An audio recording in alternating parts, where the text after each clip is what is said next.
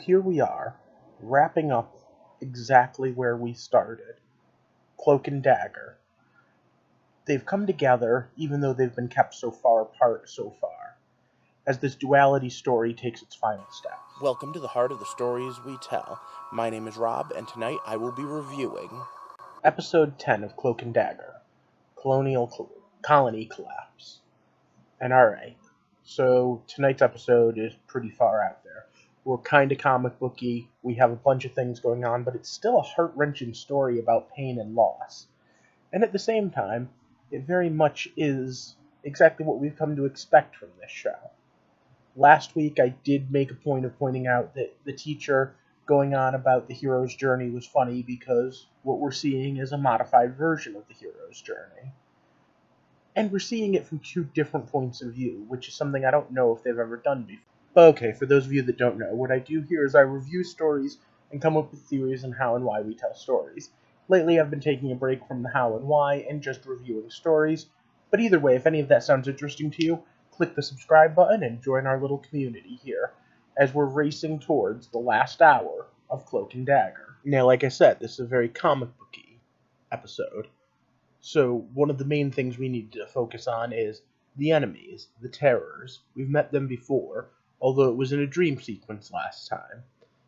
The big enemy, Roxxon. Well, Roxxon is a nameless corporation, although if you believe the current law is also a person. Well, anyway. The important part here is the dark and the light force, and this whole religious significance that seems to be built up around Louisiana about it. I'm curious if all of it goes the way it does. We'll see, as we get into the spoiler territory. So once again, it's stop. Spoiler time.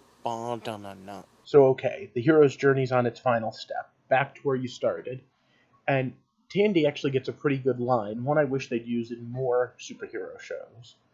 Why do you have to save the world? Why not me? Alright. At the end of all of this, what we have is a giant cluster.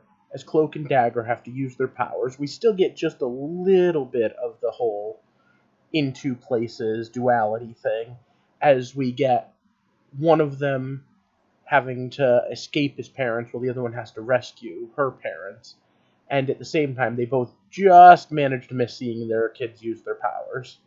Then the fact that the terrors were the enemy of one, and the terrors saved the other from being killed by the police. All in all, there's a lot of duality. We also got little intermixes, where at the end of each commercial break we found out about the previous divine pairing. And the fact that none of them had the dark and light force reassured what I felt at the beginning, that there was more to it than just that. That yes, that religious significance, that belief system was important, but this is more than that. These two are more than that. And as they got closer, you saw it. All they need to do is get into Roxxon, because, well, of course they do. Which, since they said one must live and one must die, I'm glad there's more to it, because wouldn't that just suck if this was the only season of this show after all the great writing and the great acting they put into it? But it's kind of funny, it reminded me of another show. Transformers. Megatron must be stopped. One shall stand and one shall fall. And then also, there was an episode where they were touching people to turn them into bad guys and like crazy, rambunctious monsters. I'm a pepper. I want to be a pepper too? But okay, back to the more serious things. So Cloak's big call to action is the fact that he made this whole big speech to the cop trying to call out for his help. I live here too. I always have. I'm local. I'm someone who needs help right now. But right now, he's someone who can give help. And so's Tandy. And like I said, going back to what Tandy said earlier, why you? Why not me? I did also love the fact that Tandy finally gave him back the coat. Yet another callback to the first episode, and there were a couple. One of the other great things, though, is because it's a comic book show, when this is all said and done, I'm going to go research whether or not there's any characters that the police officer could turn into. Because when she got shot and then dumped in the water, remember, that energy spurred out, and she was pretty damn heroic, so there's part of me that wonders if they're setting her up to be another hero or a villain for next season. Okay, So Tandy and Tyrone are on the run. They need to get to Roxxon and they need to turn this off. But, to be honest, they don't know how. And they're definitely at their lowest point. But they're also at their most powerful point. They've realized how to control their powers. And they're immune to the fear, rage virus thingy. And then Cloak uses his power from the comics. He absorbs the corrupt cop into the Dark Force. And oh my god, have I been waiting for that. Tendrils of darkness reaching out of his cloak, well, in this case his hoodie, but you know what I mean, and pulling someone into the darkness to punish them. I wonder, though, how long can he stay in there? By the way, that's way deadlier and more scary than light knives ever will be.